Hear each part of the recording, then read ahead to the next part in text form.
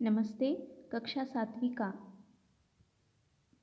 हिंदी पाठ क्रमांक 4 शब्द संपदा ये पाठ आज हम पढ़ेंगे। देखिए, लेखक हैं डॉक्टर सूर्यनारायण रणसुभे। तो पहले पाठ्य परिचय देखते हैं। जन्म है 7 अगस्त 1942 गुलबर्गा कर्नाटक और इनकी रचनाएं लगभग 65 पुस्तकें हैं।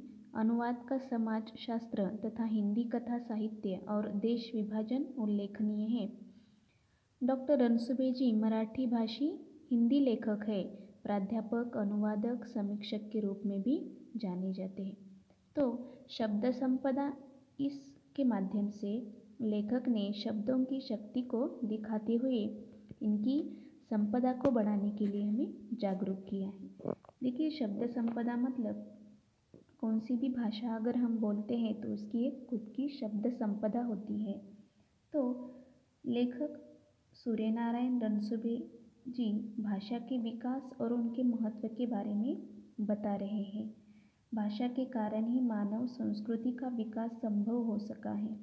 भाषा सार्थक शब्दों का संयोजन है और भाषा में शब्दों का बहुत महत्व है।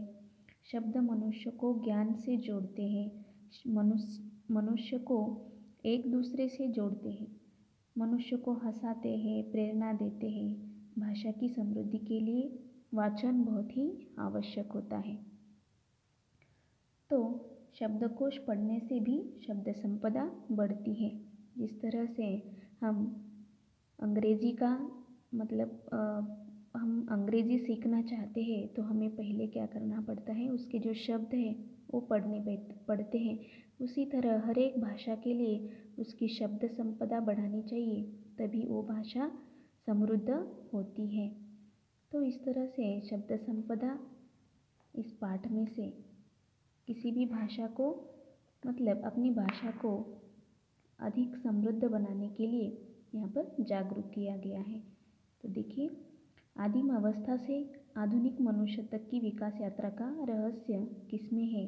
अगर ये सवाल पूछा जाए तो इसका जवाब क्या आता है कि इसका तुम्हें पता है? तो अधिकांश लोग इसका उत्तर क्या देते हैं कि अन्य प्राणियों की तुलना मनुष्य का विकसित मस्तिष्क ही पूरी प्रगति और संस्कृति के मूल में है। यह उत्तर अपूर्ण है।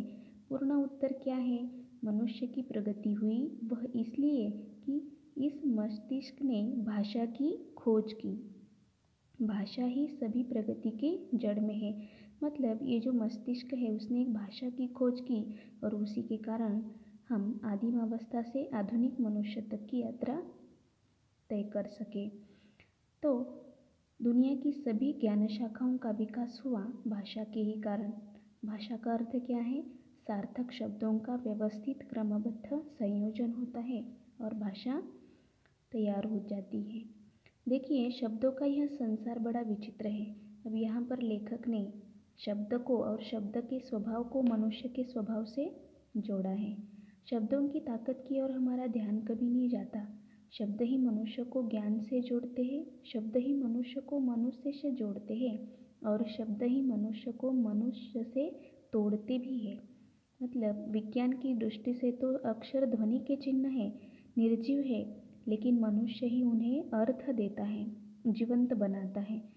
जब शब्द जीवंत हो जाते हैं तो फिर उनमें मनुष्य के विविध स्वभाव गुण आने लगते हैं। मनुष्य स्वभाव के जितने विभिन्न नमूने हैं उतने ही शब्दों के स्वभाव के नमूने हैं। जैसे कुछ लोग औरों को हंसाने का काम करते हैं, वैसे कुछ शब्द भी लोगों को हंसाते हैं।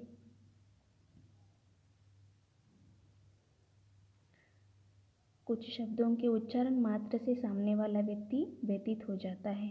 उसी तरह से यहाँ पर लेखक बताते हैं कि शब्दों के कारण ही हम एक दूसरे को हमारी जो भावनाएं हैं वो व्यक्त कर सकते हैं।